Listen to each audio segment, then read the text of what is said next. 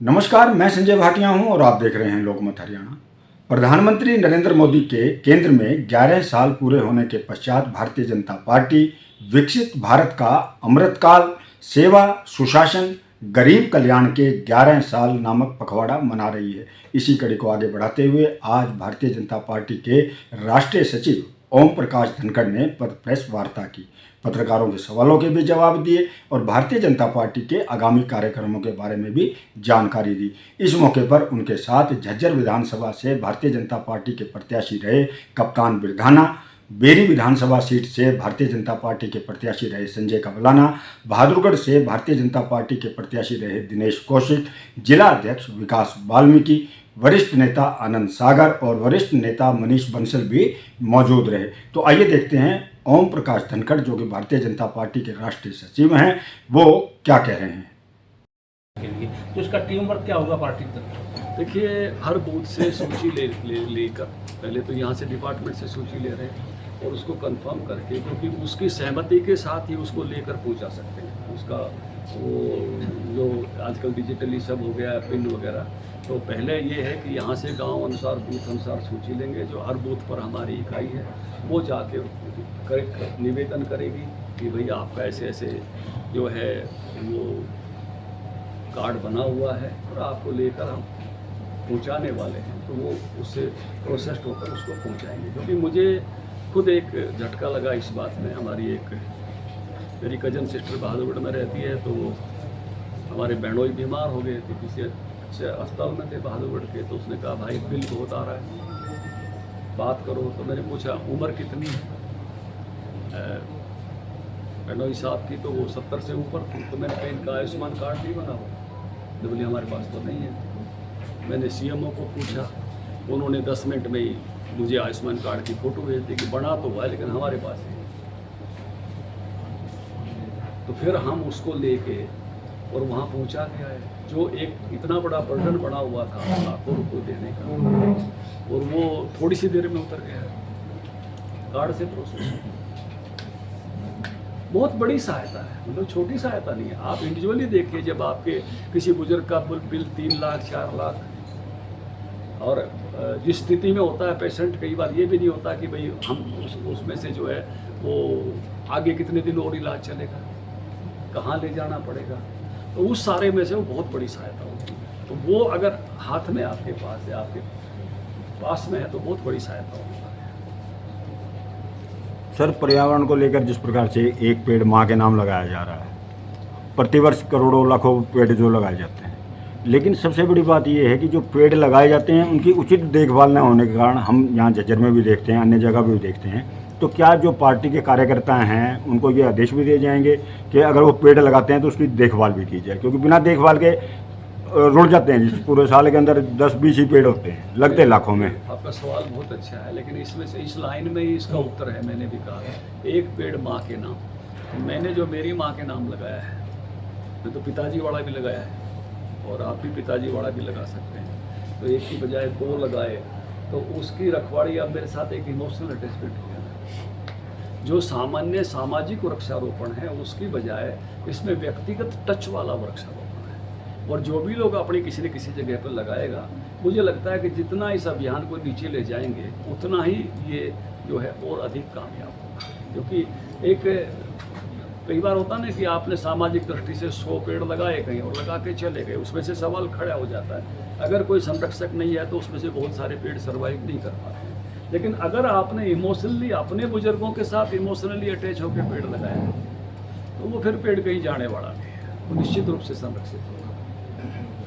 कांग्रेस के संगठन की प्रक्रिया चल रही है। कल पर्यवेक्षक झज्जर में आए थे, उन्होंने कहा है कि अब जो कांग्रेस का जो जिला अध्यक्ष होगा वो बंद कमरे में बैठ करके 2-4 लोग नहीं बनाएंगे, ऐसा चयन किया जाएगा जिसकी नुमाइंदगी जो है एमपी के लिए भी होगी और जिसकी एमएलए के लिए वो छोटे से छोटा चुनाव में उसकी दखलंदाजी होगी। कांग्रेस पार्टी में हमारी पार्टी का वर्क कल्चर का अंतर है। हमारी पार्टी कार्यकर्ताओं की पार्टी है और हमारे यहाँ कार्यकर्ताओं में से नेता, उनकी पार्टी नेताओं की पार्टी है और कार्यकर्ता सामान्यतः केवल उनके व्यक्तिगत फॉलोअर होते हैं। ये कार्यपद्धति का फर्क है। और इसलिए उनको हमारे वाली कार्य पद्धति पर अगर ऐसा संगठन चाहते हैं तो वो हमारी कार्य पद्धति से संभव है और हमारी कार्य पद्धति पे आना पड़ेगा। और हमारे मनोहर लाल जी ने कह दिया भी हम सेवाएं देने को तैयार हैं, पीछे उनका बयान देखा था मैंने। कांग्रेस को अगर ट्रेनिंग लेनी है, सीखना है, तो ये बिल्कुल कार्य पद्धति का अंतर है। इसलिए वो एक जिसको कहते हैं टेक्टोनिक शिफ्ट, बड़ा चेंज है जो इतनी आसानी से नहीं होता। हमारी कार्य पार्टी शुरू से ही कार्यकर्ता आधारित जनसंघ, इसलिए हमारी लीडरशिप कार्यकर्ताओं में से निकली हुई है, चाहे प्रधानमंत्री जी हों, चाहे मुख्यमंत्री जी हों, चाहे भिन्न भिन्न राज्यों के मुख्यमंत्री हों। अब कांग्रेस से कुछ आए हुए नेता, वो हमारे यहाँ ठीक है नेता हो गए हैं, अब वो हमारी पार्टी की कार्यपद्धति में घुल मिल रहे हैं, लेकिन हमारी पार्टी का मूल केंद्र जो है वो कार्यकर्ता आधारित है। और इसलिए ये एक बड़ा वो है। और अब भी उनको भी सीख के आनंद हो रहा है कि भाई कार्यकर्ता आधारित जन संगठन का एक अपना प्रकार है काम करने का। तो हमारी कार्य पद्धति के कारण हम इस प्रकार के संगठन हैं, हमारी कार्य पद्धति के कारण हम कार्यकर्ता की चिंता कर पाते हैं। हमारे लिए कार्यकर्ता बहुत महत्वपूर्ण शब्द है, फॉलोअर नहीं है, वो मालिक है। वो हमारे यहाँ कार्यकर्ता की बात प्रधानमंत्री सुनता है।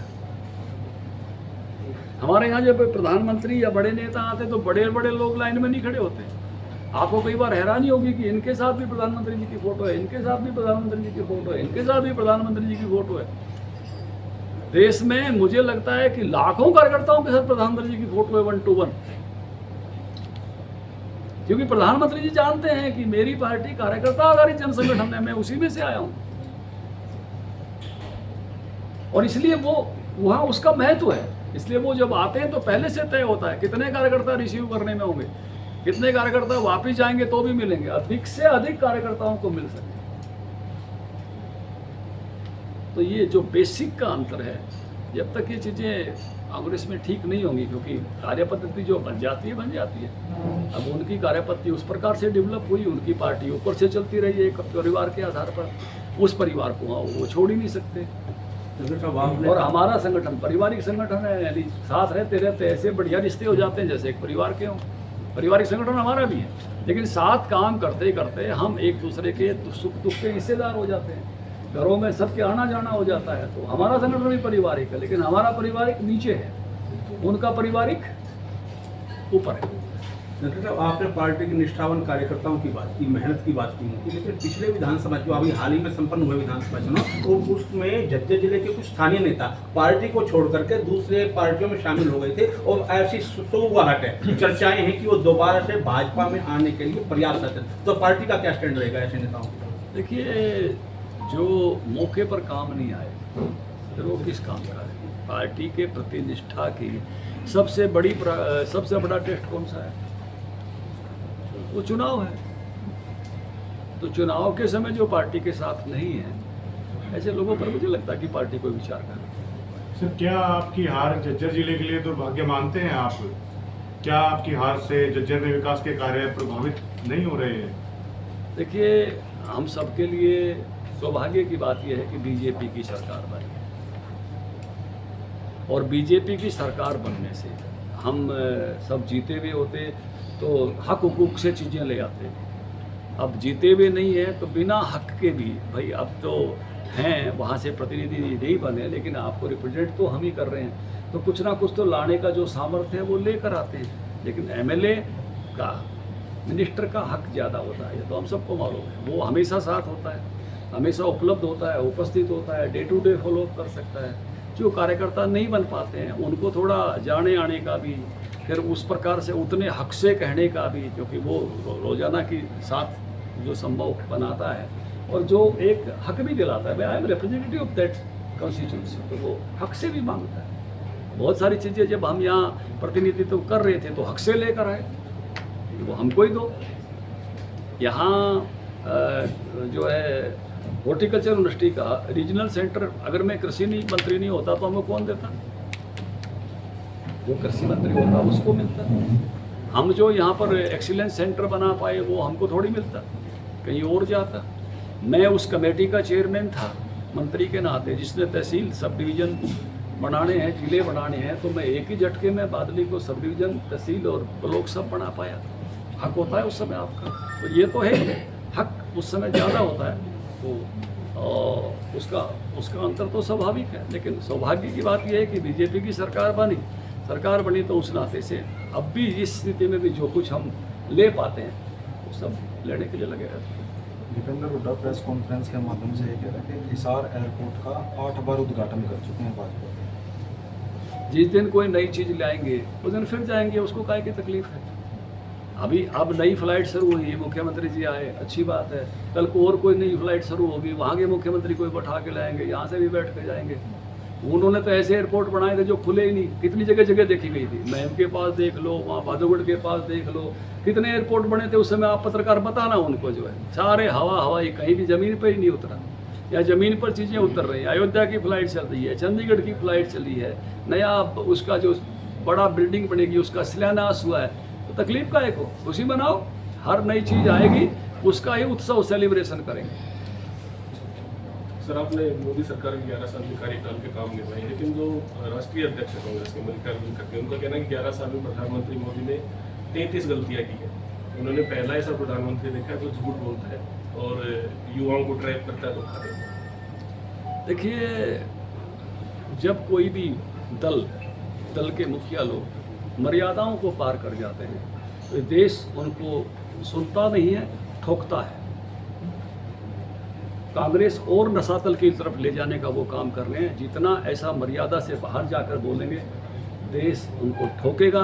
देश जानता है मोदी क्या है, देश जानता है मोदी ने क्या किया है। किसी खड़गे के सर्टिफिकेट की आवश्यकता नहीं। सर, आतंकवाद को लेकर क्या कहना चाहेंगे? पाकिस्तान को अंतर्राष्ट्रीय स्तर पर लगातार जो है वो वाइस चेयरमैन बनाया जा रहा है। अपनी अमेरिका के जो आर्मी डे उस पर आर्मी चीफ को बुलाया गया पाकिस्तान में। देखिए, जो भी आतंकवाद के साथ खड़ा होगा उस सब से दुनिया को लड़ना होगा। आतंकवाद का कोई पोषक है, कोई as a state, as a राष्ट्र पोषक है, उसके मित्रता के नाते पोषक है। पूरी दुनिया कोई नहीं चाहती कि आतंकवाद इस प्रकार से आगे बढ़े। कोई इस प्रकार के आतंकवाद का पोषण करेगा। भारत की ने मुखर होकर ऐसे सबकी निंदा करनी चाहिए जो भी आतंकवाद के पोषण के समर्थक हैं। बारहवीं का अवसर कब तक बनेगा सर? मुख्यमंत्री भी आए थे और घोषणा करके गए थे, आपने भी कहा था कि जल्द बनेगा। अभी कुछ चीज़ों का एक उद्घाटन कराएंगे। वहाँ बहुत सतयुजन की बहुत अच्छी बिल्डिंग बन गई है और उसी के साथ जो बाकी चीज़ें हैं उनको भी आगे बढ़ाएंगे।